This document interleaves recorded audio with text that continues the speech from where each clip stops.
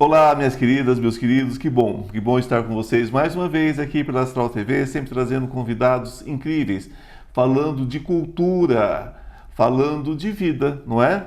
Porque a vida é sobre isso, é sobre aprender sempre mais. Quanto mais aprendemos, não é? Mais a aprender.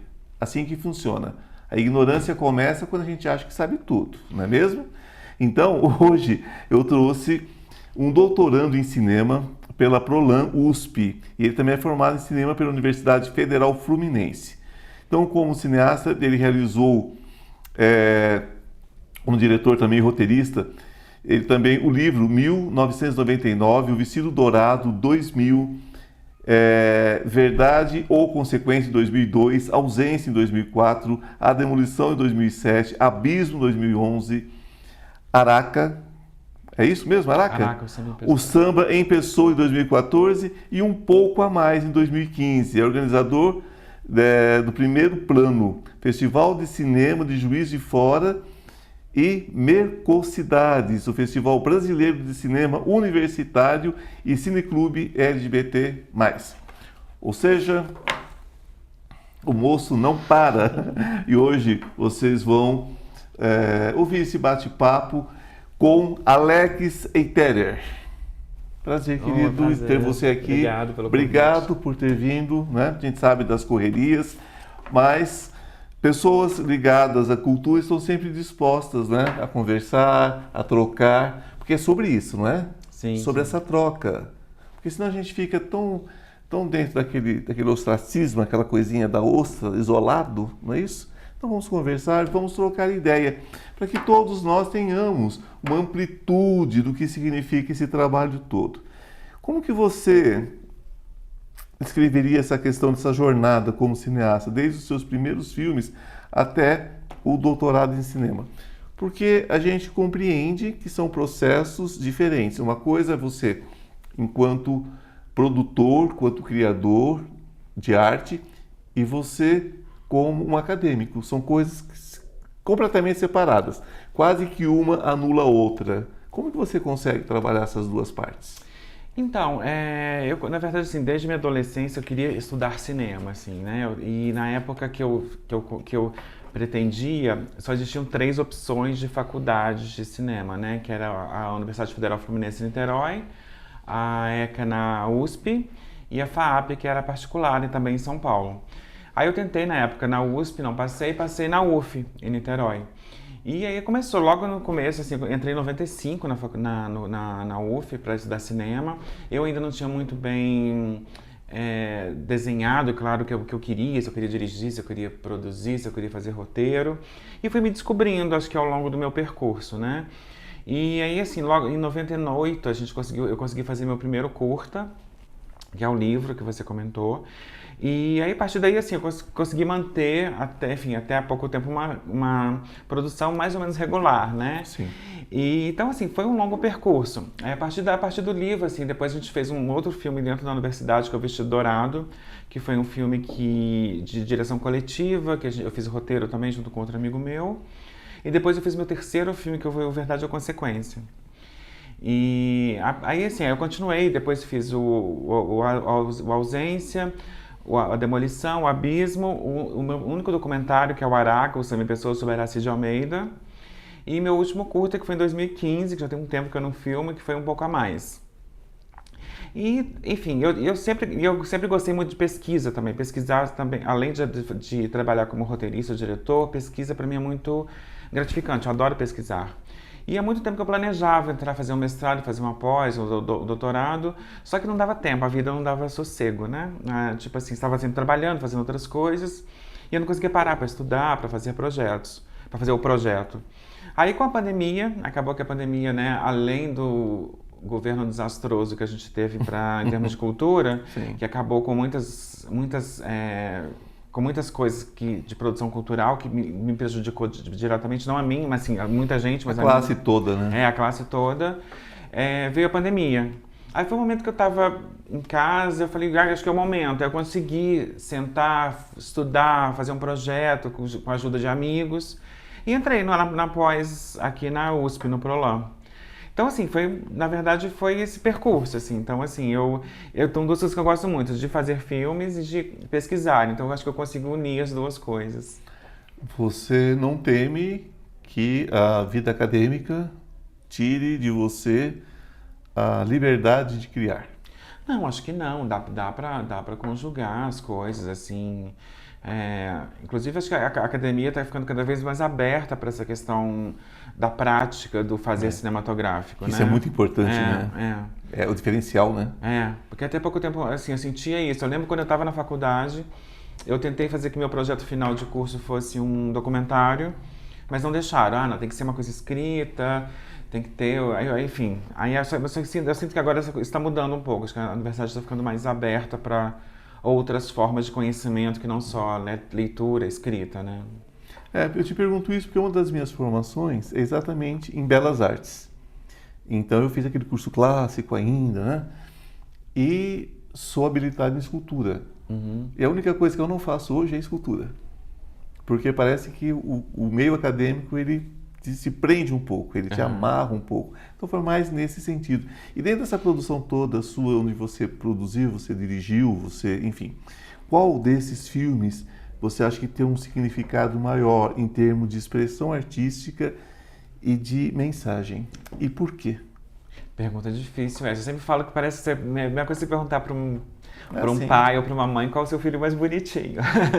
Assim, eu gosto, todos os filmes de uma forma ou de outra foram boas experiências, né?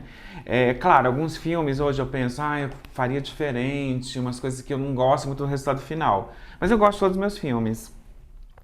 Em termos de, assim, vou pensar agora em termos de, né, já pensando um pouco no futuro, o Araca, o Sami Pessoa, quando a gente começou a fazer o documentário, o curta, a gente começou a pesquisar para fazer as entrevistas, a gente viu que Aracide Almeida era muito grande, assim, como personalidade, como pessoa, como artista. E tão esquecida dentro do país, como é absurdo Então isso. a gente viu que no curta seria muito pouco para falar sobre ela. Então quando a gente começou o curta, a gente já pensou assim, vamos fazer o curta, focar em um certo aspecto dela, mais a relação dela musical com o Noel Rosa, ela era intérprete predileta do Noel Rosa. E vamos tentar esses outros aspectos da vida dela, da artista, da pessoa, tentar transformar num longa. E é isso que a gente está tentando fazer agora, assim, só que demorou. A gente fez o curso em 2014, 10 anos depois, a gente acabou de ganhar um edital da Ancine para finalizar o longa. Então, assim, em termos desse aspecto de que rendeu frutos, acho que o Araca foi, assim, um dos que está ainda, né, percorrendo minha vida ainda. Em relação ao Araca, então vamos pegar um pontinho aí, vamos partir desse ponto que para mim é fundamental. Por quê? Dentro das cantoras da geração dela, ela talvez tenha sido uma das mais discriminadas. Porque a minha geração conheceu Aracide Almeida, você deve ser mais jovem do que eu ainda, conheceu Aracide Almeida como a jurada chata de um programa de auditório. Mas ela foi grande, ela era grande como história, como artista. Por que ela foi tão discriminada? Então, na verdade, a minha história com a Araci, assim, porque na verdade teve uma época que eu comecei a ficar muito curioso sobre cantoras. Comecei a comprar CDs em lojas de discos usados, e eu sou de Juiz de Fora, né? Eu fiquei muito tempo no Rio de Juiz de Fora.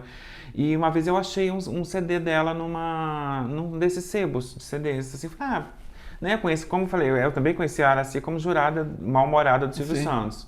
Eu falei, vou escutar. Quando eu comecei a escutar, eu falei, nossa, mas que cantora incrível. Como assim, né? E eu não sabia, realmente não sabia que ela era uma cantora incrível. Aí comecei a ficar curioso sobre ela. Comecei a pesquisar, vi que ela começou a cantar nos anos 30, vi que ela era a intérprete predileta do Noel Rosa.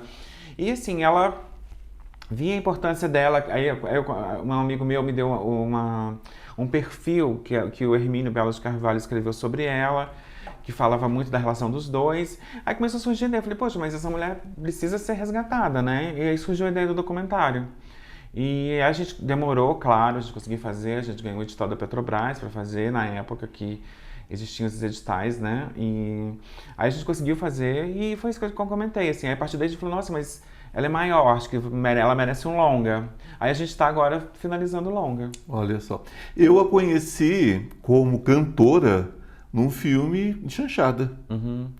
Eu a vi cantando, eu falei, gente, mas era uma coisa meio, lógico, as suas proporções, com as suas vozes diferentes, né? Mas era uma coisa meio Piaf, assim, ela tinha uma aparência, assim, de uma certa fragilidade, de uma força ao mesmo tempo, né? Eu sempre vi ela como uma Piaf, não no sentido de voz, nada disso, mas no sentido de luta, de tudo, né? E você vê que ela ficou de segundo plano, terceiro plano, é como se ela não existisse. Já nos anos 70, ninguém sabia quem tinha sido ela, mais. E eu nunca entendi isso, porque outras ficaram aí. Você pega Emilinha Borba, você pega tantas outras que ficaram até o final da carreira, com as suas dificuldades, com tudo mais, mas estavam, né, na ativa, e ela completamente isolada. Mas claro que são spoilers, que não vai trazer agora, que vamos esperar pelo filme, né? Vamos esperar pelo nascimento desse filme. Você é de Juiz de Fora, me fala um pouquinho, como é que é essa história de criar o primeiro plano? Gente, é festival de cinema. Talvez seja uma das grandes loucuras que alguém faz na vida, criar um festival de cinema. Eu digo isso porque nós temos 3. Nós sabemos como é que a coisa funciona, né? Eu, como Cristiano, a gente sabe como é que a coisa funciona. Então, eu quero, depois desse pequeno intervalo que nós vamos ter agora, eu tenho um recadinho para vocês, não saiam daí, e nós vamos conversar sobre isso. Qual foi o momento que você teve esse insight, essa insanidade de começar, não um, mas 2 festivais de cinema? Até daqui a pouquinho, gente. Estou com uma novidade muito legal para vocês. Você sabia que o tarô pode mudar a sua vida? E muda! Nós temos uma lâmina muito especial entre os 22 arcanos maiores que fala sobre essa questão de cair e subir, não é? Que todos nós temos quedas na vida. O importante é saber como subir rapidamente. Então, esse curso dos 22 arcanos maiores que eu estou oferecendo a vocês por um preço muito legal e de fácil acesso, de fácil entendimento, ele traz dicas, ele traz insights de como você se recuperar rapidamente. Não importa em que situação você esteja, não importa se é emocional, se é material, se é espiritual. Os 22 arcanos trazem tudo sobre passado, presente e futuro. O que aconteceu, o que está acontecendo, o que você deve fazer para mudar esse futuro. Basta você entrar na minha bio e você terá todas as informações. Olá, estamos de volta com mais um pouco, né, desse convidado tão querido, né? Falando sobre cinema, falando sobre festival de cinema, falando sobre carreira acadêmica, muito assunto, né, gente? Então, Alex Eiterer, meu querido, você criou um festival de cinema, muito inspirado também pelo festival universitário, do qual você também é um colaborador. Como assim? Como assim? De repente, o que deu na sua cabeça? O que aconteceu? Qual foi o motivo? Então, na verdade, eu sempre comento isso quando eu falo sobre o primeiro plano, porque quando no começo dos anos 90, que eu estava em Juiz de Fora, não tinha curso de cinema, Sim. não tinha... O circuito, embora fosse diferente, chegavam poucos filmes brasileiros na cidade. E para estudar cinema eu tive que sair de Juiz de Fora, como eu falei, né? Eu fui para Niterói, estudar na UF. E coincidentemente, o primeiro ano que eu estava na faculdade, lá no curso, os alunos e funcionários da UF criaram o Festival Brasileiro de Cinema Universitário. E foi o primeiro semestre que eu estava na UF, então assim, eu mergulhei em curtas universitários. Eu lembro que eu chegava no cinema 2 da tarde, ficava até às 11 vendo filme, vendo curta, vi muitos curtas nesse ano. E assim, aí me empolguei com a questão do festival, achei super legal ter um festival voltado para filmes universitários. Aí no ano seguinte eu me voluntariei a ajudar o festival, que era um festival, no começo ele só tinha o apoio da universidade, tinha assim... as pessoas que trabalhavam não ganhavam nada, era tudo voluntário, eram alunos, funcionários que faziam o festival. Eu comecei aí me tornei voluntário no segundo ano, comecei a me envolver cada vez mais, até que acho que no 4º ou 5º festival eu virei um dos coordenadores, porque aí foi a galera que saía, uma galera que continuou, eu continuei e virei um dos coordenadores. E veio essa ideia, eu falei, poxa, assim, tipo, me lembro em Juiz de Fora que eu estava lá, que não tinha tanta opção assim de filme brasileiro, não tinha tanta opção de você ter contato com o fazer cinematográfico, você não tinha contato com pessoas que faziam cinema. Aí surgiu a ideia de fazer um festival em Juiz de Fora também. Aí surgiu a ideia de assim, na época no Brasil não tinha nenhum festival voltado para primeiros filmes, primeiro plano é porque ele é voltado para primeiros filmes, cineastas estreantes. Aí surgiu a ideia de a gente fazer o festival. Aí em 2002 a gente começou a fazer o festival lá em Juiz de Fora também, bastante na garra e na coragem, porque também a gente teve um apoio pequeno da prefeitura no primeiro ano, a prefeitura continuou ajudando a gente durante todos os outros anos, mas demorou um pouco até a gente ter patrocínio, conseguir fazer, então assim, foi uns bons 3, 4 anos fazendo na raça o festival. E, enfim, aí foi acontecendo, e o festival hoje continua, a gente vai para a 22ª edição agora, em 2023, e milagrosamente, mesmo durante a pandemia, durante toda essa parte de demolição da nossa cultura, a gente conseguiu fazer o festival. Teve ano que a gente fez com pouquíssimo dinheiro, com o apoio da universidade, com o apoio da prefeitura, mas ele continuou. Então, assim, a gente conseguiu fazer durante 20 anos, 21 anos agora, que é muita coisa, o festival, regularmente, cada ano. Muitos festivais não conseguiram se manter. O próprio Festival Universitário ele deu uma pausa, está voltando agora. Então, assim, a minha ideia é essa. E como realizador também, a gente que faz filmes, a gente vê que é muito difícil você exibir seus filmes. Então, quanto mais espaço de exibições... Não tem uma vitrina, né? Não tem uma... É muito pouco. E quanto mais espaço de exibição você tiver, melhor. E assim, por isso que assim, a gente se fala que é legal, pelo menos uma cidade, cada cidade brasileira deveria ter um festival de cinema, porque é o momento que você vai, né, ver filmes que não chegariam na cidade, você vai ter contato com pessoas que fazem cinema. Porque para mim o festival de cinema não é só você exibir filmes, né? Você trabalhar com formação, trabalhar com debate, exatamente, a partir daí criarem novos projetos. Abertura, né? Abertura para diversificação, porque a sociedade é diversa, né? Uhum. Então você tem que dar oportunidade para que essa diversidade esteja presente. Sim. E a partir dessa mesma ideia, eu criei no Rio de Janeiro, em 2008, o Cineclube LGBT+. Sim. Que era um evento voltado para filmes sobre sexualidade e gênero, que a gente fazia no Odeon, que é no centro do Rio, e foi um mega sucesso quando começou. O Odeon era um dos últimos cinemas de rua do Rio. Conheci bem. Pois é. E ele lotava, ele tinha assim, cerca de mais de 500 lugares, lotava. Ele, assim, no começo foi muito legal fazer o Cineclube lá. A gente teve bastante sucesso. A gente nunca teve patrocínio, a gente sempre fez com bilheteria. Mas foi um mega sucesso no começo, foi super legal.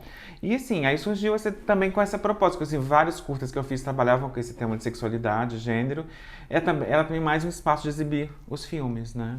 Exatamente. É sempre a mesma busca, né? É você ter visibilidade, proporcionar visibilidade, acho que acima de tudo. Bom, cinema. Como que você acha que o cinema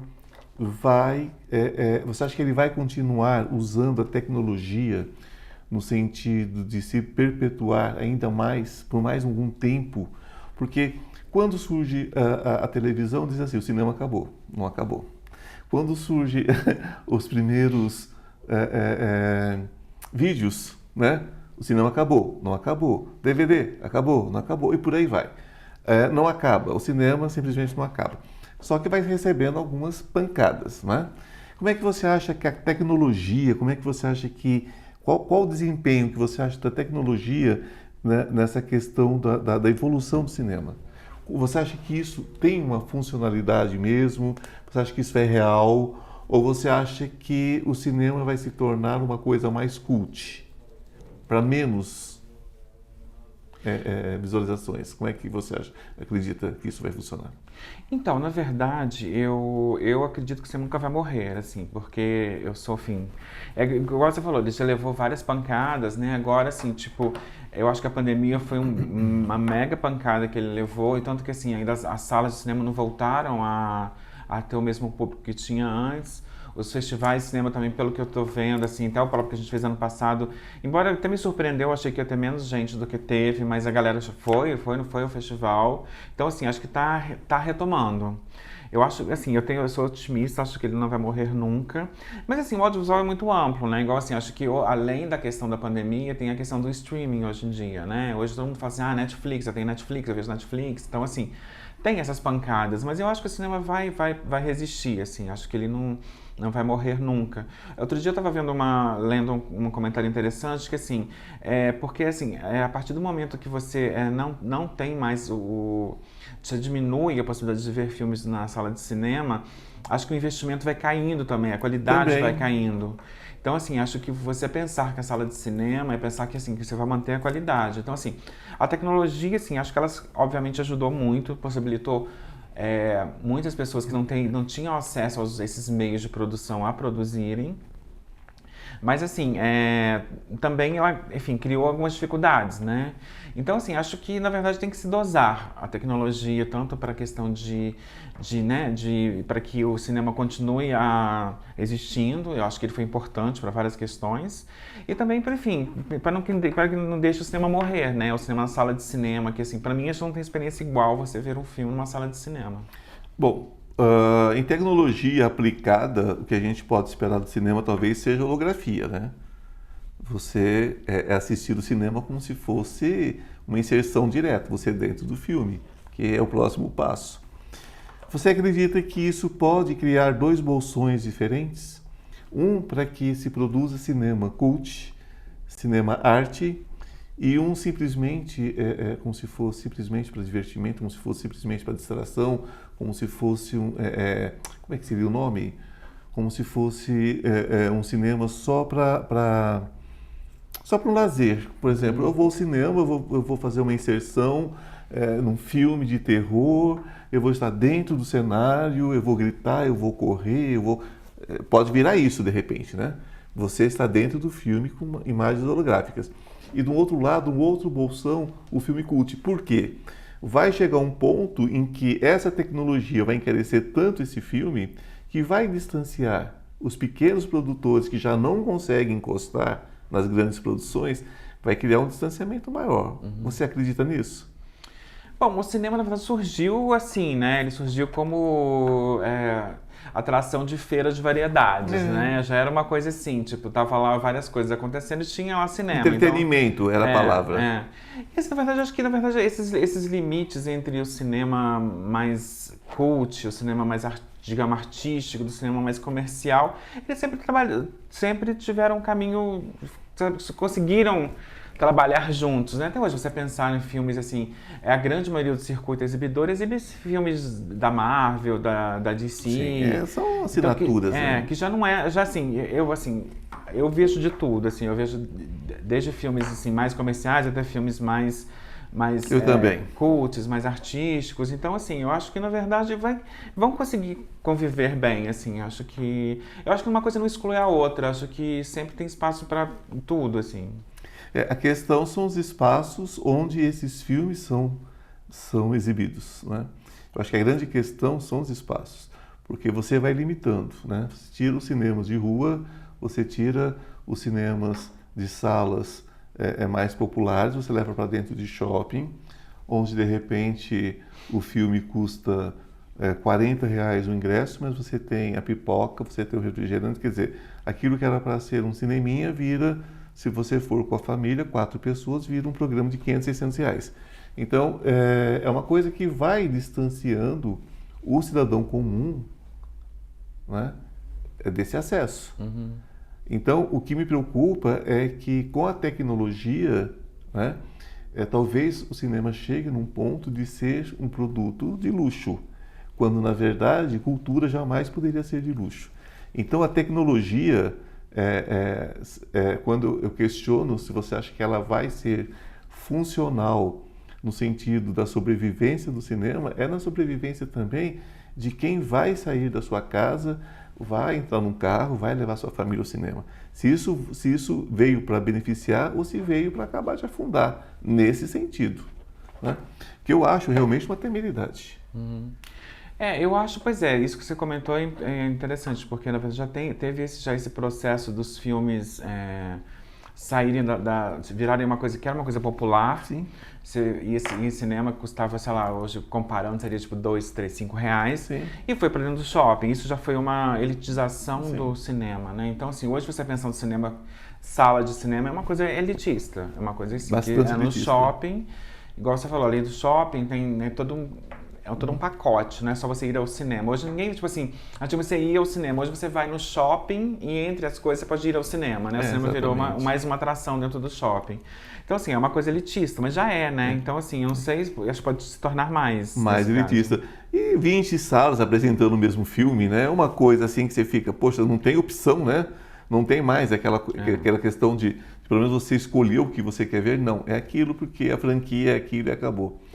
Meu querido, eu queria que você deixasse o seu contato, não é? As suas redes sociais, para que a gente tivesse acesso, né, ao seu processo criativo, o que está acontecendo com você, enfim. Tá. Bom, eu uso bem poucas redes sociais, assim, eu posto pouquíssimas coisas, mas é o meu nome, @AlexEiterer, Instagram principalmente, Facebook acho que eu não entro já há alguns meses, mas assim, eu uso super pouco, mas é Alex Eiterer, como meu nome, como se escreve. Bom, meus queridos, que bom que vocês estão com a gente até agora, obrigado por vocês estarem aqui, obrigado Prazer, você por ter vindo até aqui bater esse papo conosco. Gente, a arte salva, viu? Isso faz parte, inclusive, do que você deseja, né? De futuro para os seus filhos, netos, um mundo melhor. A arte é um bom caminho. Estejam na luz, um beijo no coração e até a semana que vem.